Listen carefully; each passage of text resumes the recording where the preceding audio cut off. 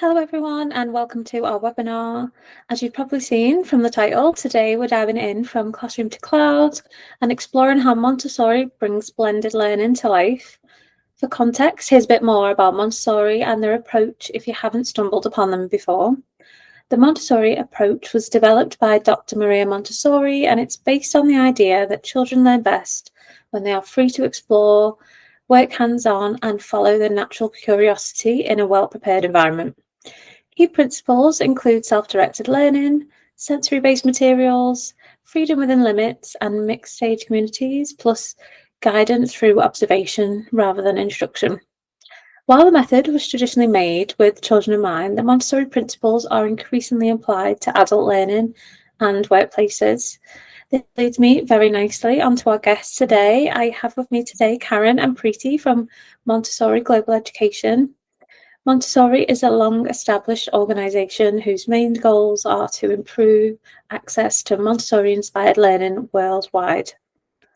Their methodology focuses on self-directed learning, collaboration, and more. I won't say too much more as I want our guests to be able to talk about their methods and successes. Hopefully now everybody is ready to go. So before we begin, just a quick bit of housekeeping. We are live on LinkedIn, so feel free to jump into the chat and tell us where you're joining from. And if you do prefer to watch things back later, this session will be available on YouTube afterwards. It won't be live there, of course, but you can still leave comments or questions and we'll get back to them as soon as possible. All right, I think that's given everyone enough time to settle in, hopefully grab a cup of tea. So let's get started. We'll kick off with some introductions. Preeti, would you like to go first and tell us a bit about yourself and your role at Montessori? Hello, my name is Preeti Patel and I am Director of Programs at Montessori Global Education. And as the title suggests, I'm sort of responsible for all the programs that we offer through the organisation. That's great. Thank you. And Karen, over to you. Would you like to introduce yourself, please? Thank you, Helen. A joy to be here. I'm Karen Chetwynd. I'm the Chief Executive Officer of Montessori Global Education. We're very pleased to be connected to the wide audience on a subject like this. Montessori champions learning globally. We champion learning from all ages and stages. Learning is for life, after all. So this is a really integral part of our provision. We're very happy to be here today. That's great. Thank you both so much for those introductions. So now that we're all acquainted, we'll get started with the questions. So this one's a bit of a mouthful, so you can split it up into segments if you like. But how would you define blended learning in a Montessori context? And how was the sort of transition from classroom to cloud? Because as you are early adopters, how do you think that you've paved the way for classroom for cloud-based learning even?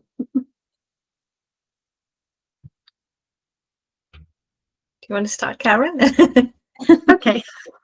Helen, thank you very much. The journey from classroom to cloud is an interesting concept for us. As a larger organisation, we are very proud of having Montessori Centre International as our training college, and that's a central pillar of what we do. The college itself has been around for a very, very long time, and previous colleagues involved in the organisation did a lot of legwork to move from distance learning, the old correspondence courses and so on, and moved through to a blended model, really before the word blended learning was a sort of popular term. And certainly part of that journey as we moved into digital capacity and familiarity was to move on to a Moodle-based approach. And that really started to change the dynamic of having learning online. For our organisation, our audience has always been international. Those models are part of that provision. And today is no different. And in fact, it's much, much more prevalent for us to be global now. So certainly blended learning was with us as an organisation long before it was everywhere else. And certainly the concept of digital education is something that we embrace wholeheartedly, and that's from the Montessori movement as well as our own teaching and learning provision. But Preeti, as our Director of Programmes, is obviously overseeing now the entire experience of our learners, which is very fluidly a blended experience. Preeti, I'll hand to you. Thank you, Karen. The blended approach is something that's really integral to everything that we do. I mean, the Montessori approach is all about being hands-on, to be engaged, to be active learners, to be independent learners. So as we sort of design our programs, it's really sort of integral to us that we bring all of these concepts into practice, which sounds a bit strange because you're online and you're sort of the experience is different to what you would have sort of considered. But we've taken a lot of time and thought about how we integrate that thinking into our program design, because that's really important to us, that the philosophy, the ethos of the Montessori approach is the defining idea behind everything that we do, really. So when we are designing our programs, we're sort of really thinking about how we bring all of that approach into it. For a long time people thought a blended learning experience is an online experience, and that's all it is, and it sort of sullied the idea, dirtied and muddied the water, really, because that's not what we offer. The engagement is very different for each individual learner. They start on their own journey. The experience that they have is very individual. How they engage, for how long they engage, is entirely up to them. So that fits in very nicely with the idea of the Montessori approach. So there's no sort of fixed way of doing it. It's an individual journey, and it's an interactive journey. So you're not left on your own as other models of online learning would be, that you go in, you click a few buttons, you get through a program, and that's the end of it. There's a lot of engagement individually and as a group, as and when sort of the opportunity arises, and the learning is not passive. The learning is interactive, so we bring in lots of ways to keep the learner engaged in different ways, so that they're not just simply reading something. So we're very conscious about different learning styles and how the learner is engaging. So it's been an interesting journey. We continue to sort of grow and tweak and change as our learners change. So the journey is a continuum, really.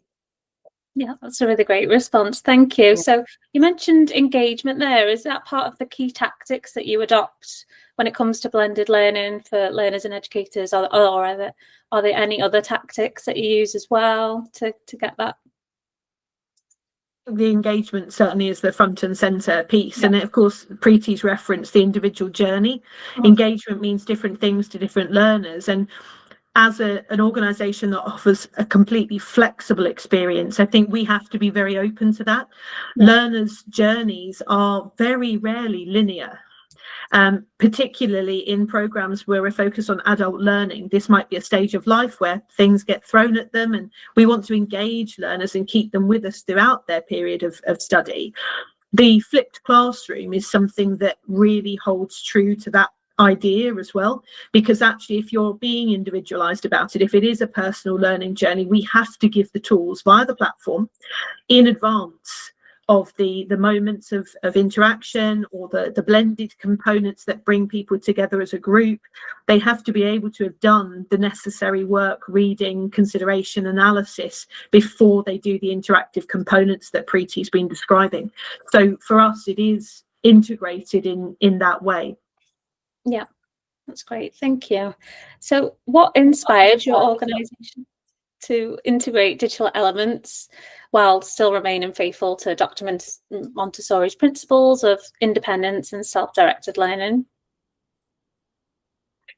Well, it's the best way to learn, isn't it? So that was what our motivating factor is, really. But we also wanted to make sure our reach was as wide as possible. So we've got the tools now to ensure that we can reach different individuals at different times, in different time zones, and in different situations. So that's sort of the key thing for us. And the flipped classroom approach that Karen sort of mentioned earlier has been integral to that, because as an organization, we don't feel that we are there to sort of fill empty vessels, as it were, with information. It's about people coming onto their journey and really sort of experiencing that for themselves. These are adult learners that we're working with. They come with their own experiences, with their own knowledge, their own background. So it's not about us telling them that this is the way to do things, but for them to come and sort of understand the approach in a different kind of way, and then to engage and question about how the theoretical learning that they are having can be put into practice in whichever context that they're in, because that's really important.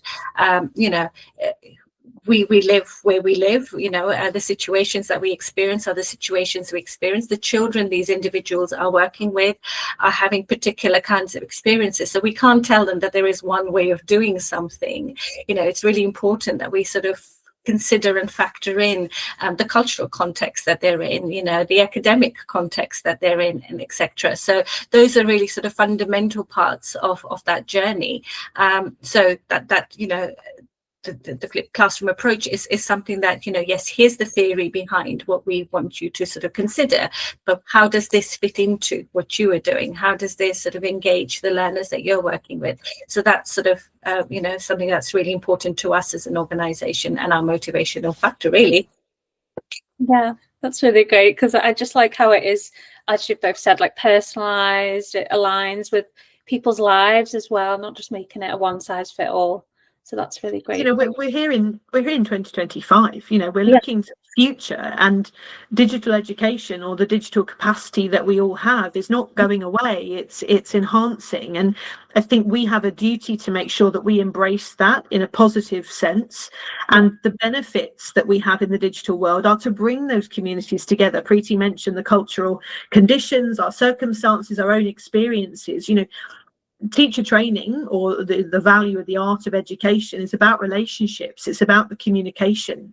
So we see the blended world, the digital educational model, as being something that can bring our communities much closer together than we ever could in the classroom. You know, the amount of air miles and finance required to actually bring communities together to learn in the physical space is impossible to achieve. But in the digital world, we have learners in Birmingham studying with learners in Brazil.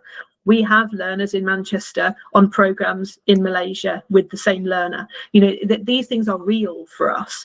And certainly our forums that bubble up, you know, the conversation, direct questions. What's it like in Africa? What's it like in Andover? You know, it's, they want to know. And if the facility is there, it would be wrong of us as a Montessori organisation to not embrace the real world that we're living in. We'd be sending the wrong message. Yeah, definitely. That's really great. I love that. Like, you can just connect with people across the world. I think that's a learning experience in itself, isn't it? So that's really great. Thank you. So moving on to classroom practice now. Well, kind of touched on it as well, but which digital tools best support Montessori's principles while ensuring learners engage in both pre-study and live sessions as part of the flipped classroom approach that you've previously mentioned? I mean, the tools are, you know, limitless, I would say, sort of thing, because, you know, we are very much an organisation that doesn't believe in sort of barriers to sort of engagement. We always look at that as a challenge, and we look at as a challenge as an opportunity. So, you know, the tools are endless, and we are constantly, again, reviewing to see what sort of tools we can use in engaging our learners. And they could be different for different sort of courses. There could be different sort of opportunities, but, you know, the digital tools that are available now are fabulous. You know, the forums are there, the you know, the peer feedback opportunities are there, the interactive tools are there.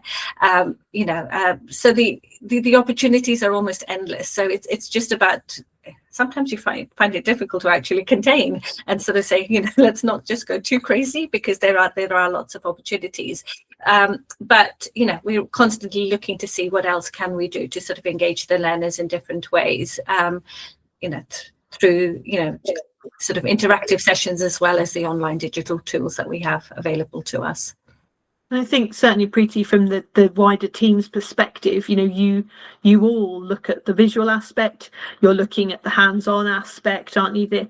The chance for the learner to physically do what needs to be done to consolidate the learning, and often sharing that back with other learners, which is a quite semi-unique experience, actually, to ensure that the learners are sharing their practical work in that online environment with other learners having a similar experience.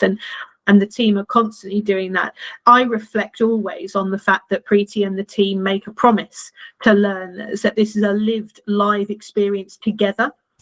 And certainly it is, the tutors are feeding back the developments on the programme live.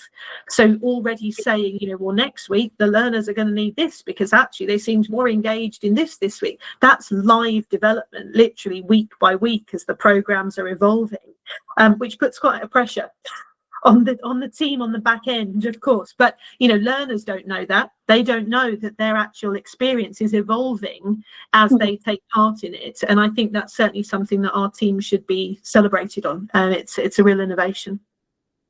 You're absolutely right, Karen. It is live. It is always changing. And, it may be, the learners suddenly say, we'd really like something where we can connect with other learners somewhere else in the world, but to have a different kind of conversation. Can you offer us an opportunity to do that? So, we'll put in a forum specifically for that. And it may not have anything to do with what they're doing in terms of the actual theoretical learning of their course, but it could be just sort of an engagement piece, which is so important because, as we, Karen sort of mentioned at the earlier, we have learners all over the world, and everybody wants to know what is happening in different parts of the world, especially when you're talking about something like the Montessori approach. What does it look like where you are? What are the challenges and barriers that you have? How are you overcoming them?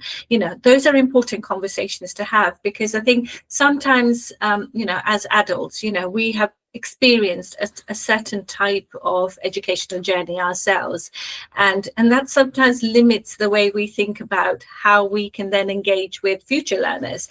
And our as an organization, our vision is there are no barriers. The world's your oyster. What do you want to do? Think about how you can change that. What are you going to do to make it possible, rather than say, I can't do this. Now, sometimes it really helps talking to somebody across the world and say, what are you doing? What's the challenge there? For example, if you're based in a country where it's really hot, and we're talking about children sort of learning outdoors, what do you do to make that possible? How does it work? What are the challenges, for example? How have you overcome them? Is there something you're stuck on? Can I suggest something that we've done? So it's lovely to have those opportunities and, facilitate those conversations as well, because these are professionals, these are people who are working live and engaging with learners all the time. So we want to have those conversations with them, and it enriches the experience for everybody. Yeah, for sure. That sounds super exciting, and it's giving different perspectives, isn't it? So like you said, someone in one country versus another are dealing with different challenges. So I really like that piece. Thank you. So moving on to sort of guides, and how do Montessori guides adapt materials such as sensorial or language tools for home, online or professional learning environments while preserving their purpose? It's interesting, isn't it? It's about hands-on learning. So it's about really thinking about how you take that hands-on learning approach to everything that you do. What we are offering is that theoretical understanding, the idea of where these experiences and opportunities can be offered. But again, in different contexts, those experiences have got to be relevant to the children who in countries. So it's about, this is the thinking behind the materials. How are you going to bring those experiences alive to the children there? So again, we offer lots of opportunities for conversation, for discussion. We've got video presentations. We've got, again, the forums to discuss things. And it's then adapting the tools that we have, which may be sort of recognized as Montessori materials, perhaps, using those tools and adapting to them to the context that you're in is a key thing.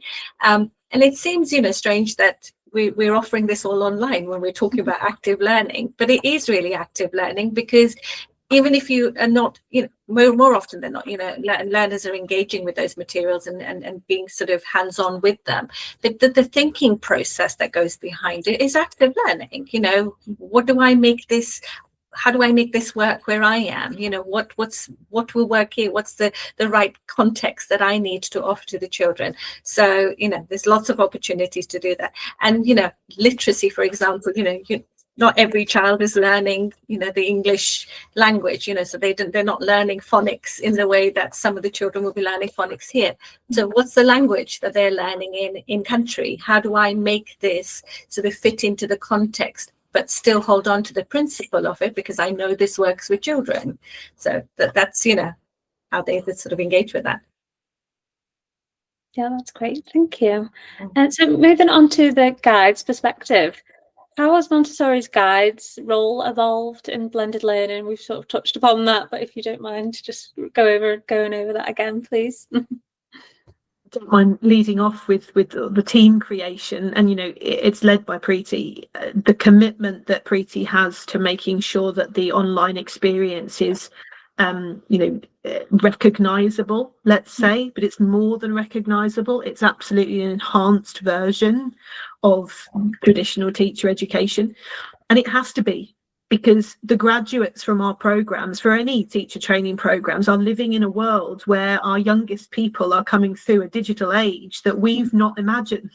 That, you know, the future is one that's different.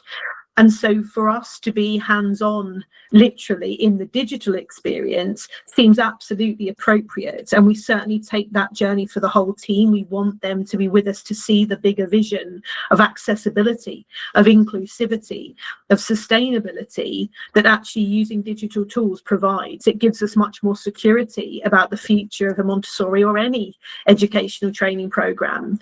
But the practicalities are that it's ongoing. It's about taking a team of trainers with us through this experience. It's a lot of sharing about the vision and the principles. And I think, Preeti, correct me if I'm wrong, but one of the biggest challenges for any team of educators, in training educators, is to recognise that flexibility means flexibility. And when you tell a learner that they have flexibility, this is no different. When you make a promise to a child, you hold your word. You know, you can't go back on it. When you promise that's it. When you promise flexibility to adult learners, they're doing this out of, you know, a belief, a trust with you. You're building a relationship that we've got their back here, that we are with them on their journey. And life throws so many things at adult learners. You know, we don't need to be a barrier to their experience. They need to know that we can evolve with them. And certainly I would suggest, certainly at this stage of our evolution, that is an ongoing piece for us, because it's very easy for adults of any job description, you know, to fall into a mechanic, to say, oh, I know how to do that. That's lovely. We don't. Every adult learner we meet is also a new experience for us, just like every child an educator meets is a new experience. So we have to keep flexible. We need to keep open and transparent. And if we're met with a challenge, and the reality is that challenges are opportunities, as Preeti said, we have to find a solution. You know, they might be working in a context that's presenting some potential barriers, and we have to find workarounds. So keeping the team flexible and everything that means, living our Montessori values, I think that's the thing for us. Preeti, but I'll let you add. Thank you. I mean, the Montessori guide is a facilitator. You know, that's the first and foremost requirement. And if we are to role model that, in terms of, you know, how those adult learners take that forward, we have to make sure that we're getting it right. So we have got to be the role models in that. We have to be the facilitators. We have to provide those opportunities. We have to have that flexibility. And that comes through, you know, observation, which is the tool that every educator needs to be using. So, you know, we're engaged with our learners. We're sort of asking them questions. We're observing their situations. We're, you know, as Karen said, having their back, because we want to make sure that they are successful at what they're doing, because we want them to take those values to the work that they are doing with our youngest learners. Now, if we don't model that for them, how do they then go ahead and put that into practice? So for us, that's really, really important, you know. So we don't sort of say, right, you've got to go out there and you've got to observe the children. You've got to find out what they need. You've got to follow them, when we're not doing that ourselves, you know. So that's something that's really key and important to us. So, you know, that means we're constantly reviewing and changing and adapting and facilitating exactly in the same way that we would if we were in situ with children in a classroom, you know. So that's really important to us. So I think operationally there are some challenges we have recognised we need to find solutions to, and they are around, when you are an organisation that's committed to self-directed study, it presents operational challenges for your tutors and your assessors, because of course, you know, any business, you want to know when they're working, you want to know when they're not working, you want to know how much it's going to cost you, you want to know, is there an expectation that students get feedback every moment of the day, or do they have to wait 24 hours? You know, that there are parameters, that there is an expectation that we will provide. So the fact that we won't provide those parameters is an ongoing opportunity for us. And learners are conditioned. You know, none of us are completely green to online learning now. There's been a version of it around for most of us across the globe at some point over the last 5 to 10 years. And what comes with that is an expectation about learners themselves thinking they know what the online learning experience is as well. So sometimes, Preeti said the word, we are not passive earlier. They're not passive, but sometimes they do sit and wait for a deadline, or they sit and wait to be told what to do next, or sometimes they sit and wait for feedback before they do something else. But they are totally in control of the journey, and that is something that our entire tutor and assessing team need to come with us on. And that's something we're still evolving.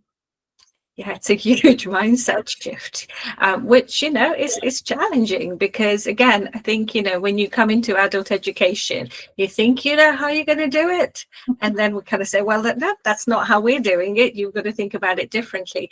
And it has taken, you know, and is taking time to get that through, and changing that approach, because, you know, who doesn't like a deadline? I mean, we all work better at deadlines, don't we, than if we were given the flexibility.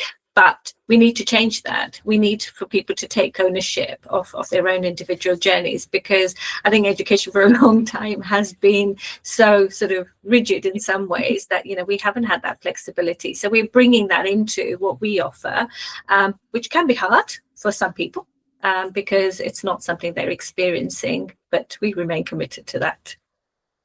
Yeah, that's great responses. Thank you. So just still on the guide's perspective again. So how do the professional development opportunities like mentoring programs and blended learning courses support guides in adapting their practice? Is there any sort of training that you might do with them? Is there any sort of tips that you've got for that? I mean, our VLE, our provision online, is very bespoke to us. It's called our holistic online Montessori environment. It's our home. We are not naive enough to think that people can walk straight up to that platform, understand how to engage with it, and off they go. It doesn't work like that. We touched on it earlier, you know, the vision piece really of how integral the experience is, that it's a two-way street between the learner and the tutors involved and the assessors. So that does take some time, and certainly from MCI's perspective, we do offer training around that. We offer qualifications as well to make sure that our educators are recognisable by awarding bodies across the world.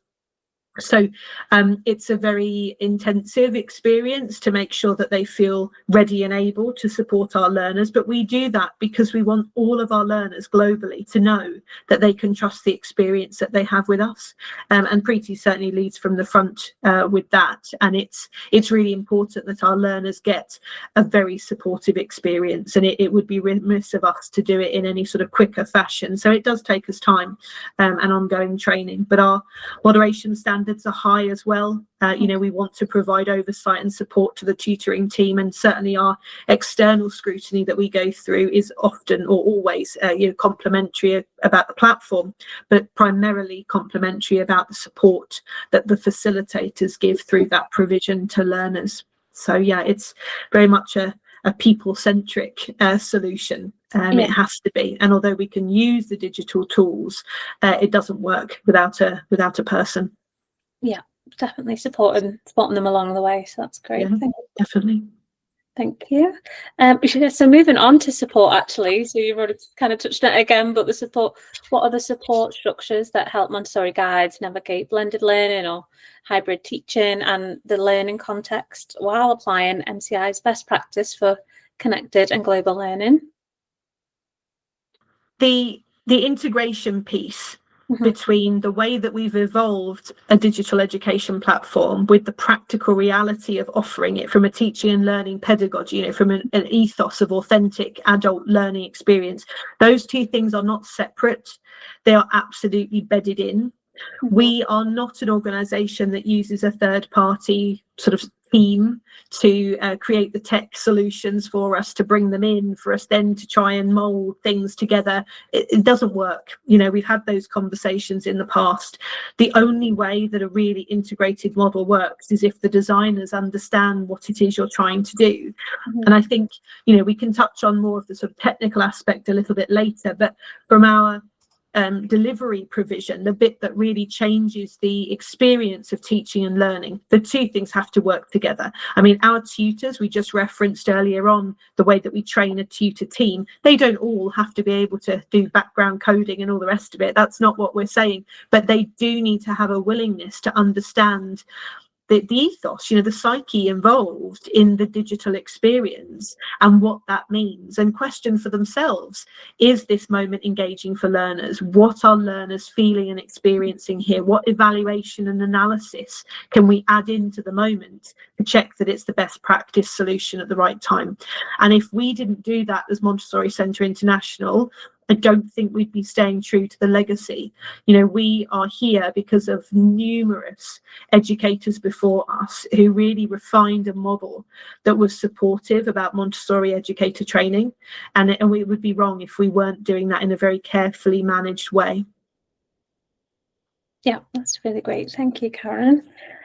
So moving on again to sort of the learner experience. So how have learners, including educators as well, engaged in the professional development courses, and how do, sort of separately to that, but like how do they interact with the learning materials and webinars and the global collaborative forums? Again, we've touched on this previously, but is there any that they've said they preferred, or like things that they really enjoy doing? No, learners come in with an expectation of what they think the journey is going to be like. And I think we often just, or not often, more often than not, surprise them, because, you know, the journey is different to what they thought it was going to be. I mean, they love all of the tools that we offer them because it keeps them engaged and it keeps them sort of actively thinking about things. You know, to start off with, forums seem to be a scary place. You know, how can I express something? But, you know, we go, you know, we make a real effort to say, this is your safe space. You know, what you say here is yours to say, and it's okay for you to express whatever it is that you're feeling. There's no right or wrong answer. This is your opportunity to test your understanding, to share your understanding, to sort of get support from other peers and, you know, your guides to help you understand what you're coming to sort of engage in. So once that engagement starts, you know, they will, you know, start sort of really using the tool for what it is. But to start off, there's always this bit of hesitation. You know, I don't want to open myself up to this forum. I don't know what they're going to say or what they're going to think, you know.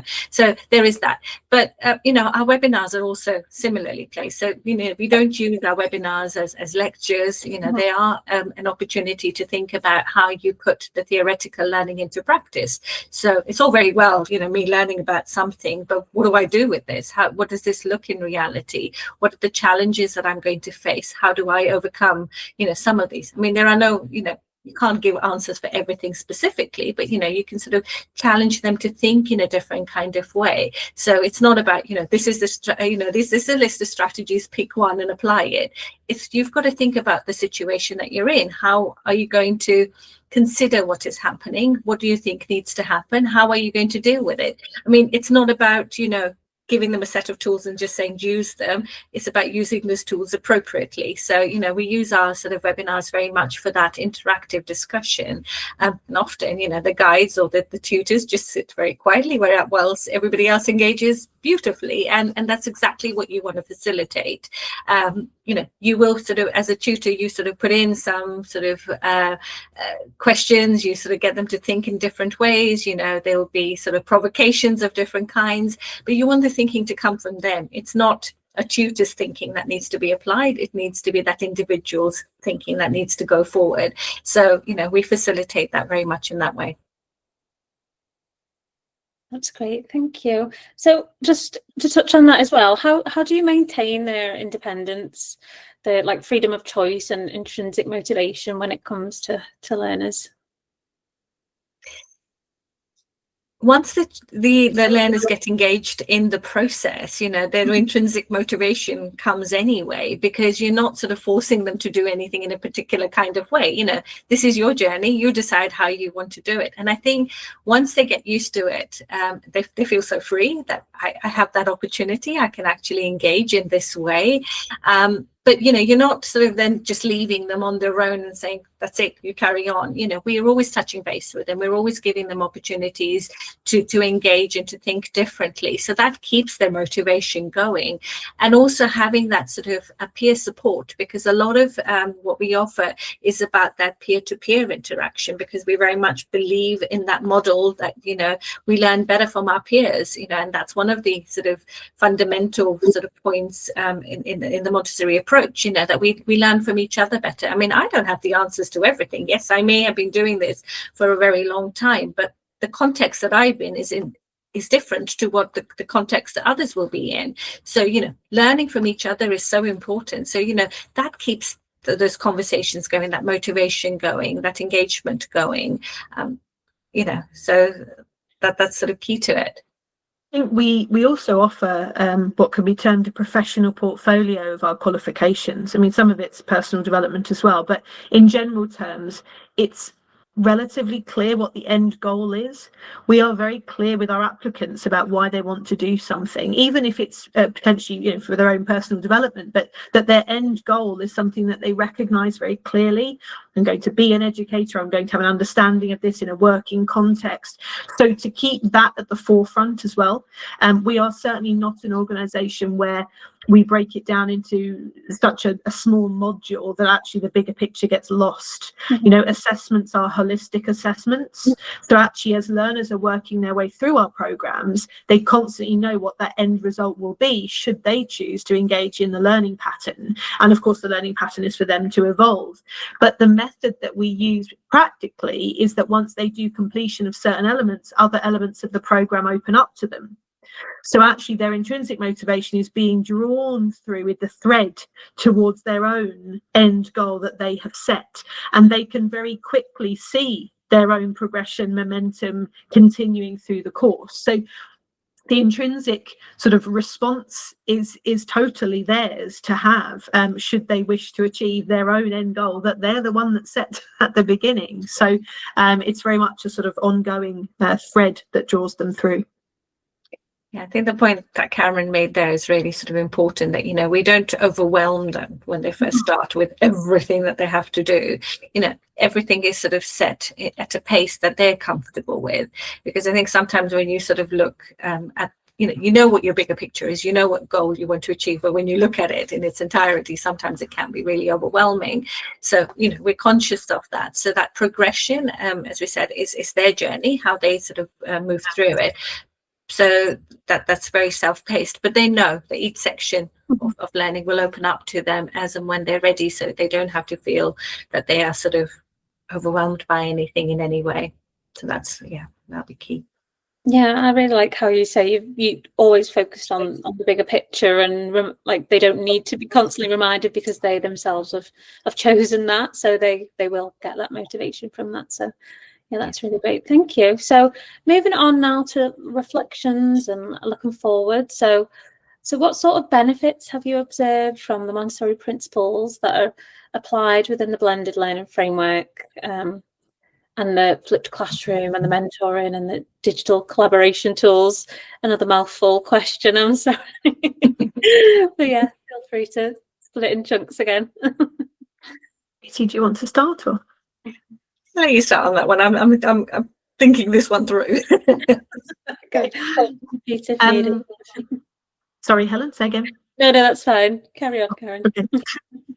No, I was going to say, I think I've said this before, the evolution of what we're learning, you know, we're experiencing as we move forward through the design of what we're doing, is I was going to say constantly shifting. It's not constantly shifting, but it, in a staged way, it's growing with the requirements of our learners and our portfolio. We are a relatively sort of small platform in terms of what we offer, but we will be growing that as the need changes and grows and evolves through our audience base. And I think that learning has to be a journey that we go on together. Preeti, I don't know if you want to come in on that. And I agree with that. And, I know Karen said, we're not constantly, shifting and changing. I mean, we are in small ways. And then in bigger ways, we take that considered approach, I mean, we're regularly having conversations, even before we came onto this conversation today, we had a conversation about something, and it's about sort of looking at different viewpoints. It's looking at, how our learner body is changing, and what their needs are, how we meet those needs, because what might have worked for a group of learners even a month ago might not really be appropriate for the learners we're working with now.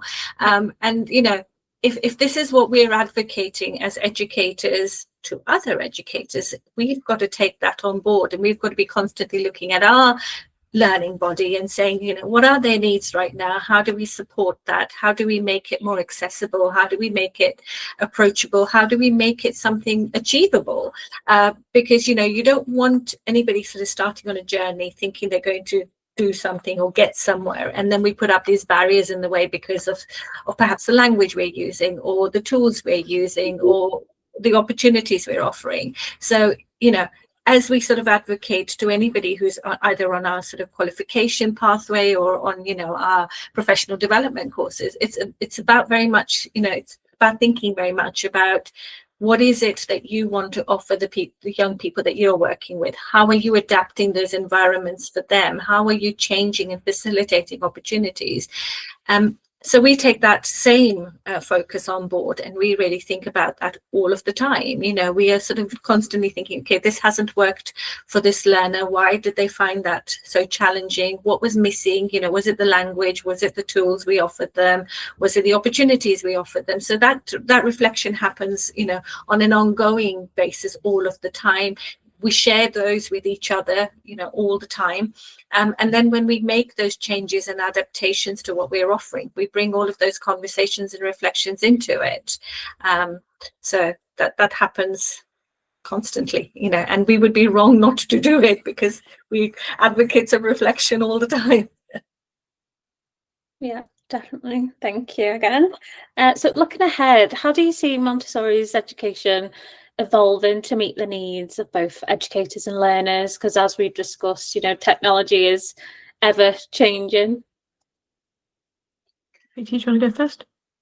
Yeah, it is constantly changing and challenging us all of the time, So, I mean, we will sort of remain true to what we offer, but we will always constantly be looking at what is available, how we can incorporate that into the opportunities that we offer.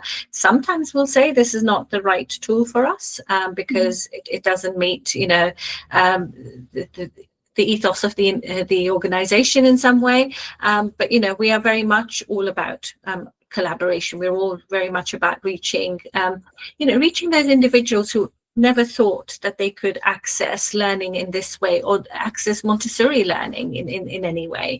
So that's very much our focus. And if technology and digital tools make it possible for us to do that, then we will go ahead and adopt those very much. Great, thank you. And final question for the webinar: as early adapters of the blended learning models, as you said, it wasn't even called blended learning when you're just using it, but what's the one piece of advice you would give to those just getting started on their move from classroom to cloud, to get there successfully? Leap in first, Preeti. Helen, I would advise anybody who is making a really significant move from their practical or classroom experience wholeheartedly to the cloud, so it's a really big shift. I would advise that they make sure that they're partnered with somebody who gets that mission, because the platform choice is really important. The provider that you work with who's going to give you that insight into the tech capacity and the tools and so on. It's so important that that person, that organisation is right for you, that they understand that you might be evolving in that space. They might understand that you're on a bit of a phased journey in that space, and gives you the time, the support that you will need, because inevitably, things will evolve. Your team around you will need to evolve to people who are with you on that mission. It won't be for everybody, perhaps, but in our experience, the biggest piece, we've touched on it so much today, the advantages of connectivity, the advantages of relationships globally that suddenly become within your reach. Preeti's recently touched on the more accessibility piece of it. We have a vision, and I hope that other providers have similar visions, that this mode of education should actually allow us to benefit everybody everywhere. It's that simple. We just have to make it happen. Learning of this type should be available to people wherever they are, because it actually provides more inclusion and it provides more accessibility to training that otherwise wasn't in their fingertips before. And certainly for our mission, we for too long have only been available to people who could seek us out and make special dispensation to come to wherever we happen to be, almost hidden away somewhere. This gives you visibility. And I think you've got to have a platform partner that recognises that the visibility is a good thing and wants you to grow and evolve and be seen in that same way. Yeah. I think what Karen said is really important in terms of who you partner with and how you work on individual platforms. I think one of the biggest changes we made on our platform was to have the facility of the tenancies to offer different opportunities. And for us, we had many conversations. We had a lot of thinking around that, how to make it work, how to make it very sort of personalized within those tenancies, for example. Just this of shifting onto an online platform is not the same as I'm going to give a lecture online and that will be the delivery. It sort of incorporates lots of different tools. It incorporates lots of different sort of ways of engaging the learners. And I think, whoever is thinking of making that shift and change, they've got to take sort of considered time about to sort of think about, how do I make those opportunities for learning accessible for every learner. Each one of us has a different learning style. Are we offering and meeting those learning styles? Because if we are going to engage everybody, then we have to make sure that our tools are doing exactly that. There's a lot of thinking that goes on that, when you look at a platform, when you see the finished product, it seems like it's just been put together, but a lot of effort goes into creating that experience. So you've got to have the right team members who follow that vision, who understand what it is, whatever your vision and ethos is. Everybody in the team has got to be clear on that, because it just takes one person to do something differently that will change the experience for a lot of people. So I think having that journey, having that commitment, and having that very clear vision as an organization is really important. And, if you've got that, then I don't see what's stopping anybody from being successful at it. Yeah, that's some really amazing advice. Thank you both so much. So that is a wrap for today's session. We've had a great look at how Montessori is bringing blended learning to life, taking learning from the classroom to the cloud. It's amazing to see how the different tips and tricks that you're using and all the different skills that are involved that are going to be really impactful for our listeners today. But yeah, a huge thank you to you both, Preeti and Karen. Really appreciate you joining, and thanks for your time. It's been really insightful, and yeah, thank you so much. If you do want to dig a little deeper and see some examples in action, or just continue the conversation, you can reach out to us or the Montessori team on LinkedIn or our websites, which I'll link in the comments. So yeah, thanks for watching, and yeah, pop any final questions in the chat and we'll make sure to get back to you, and enjoy the rest of your day. Thank you.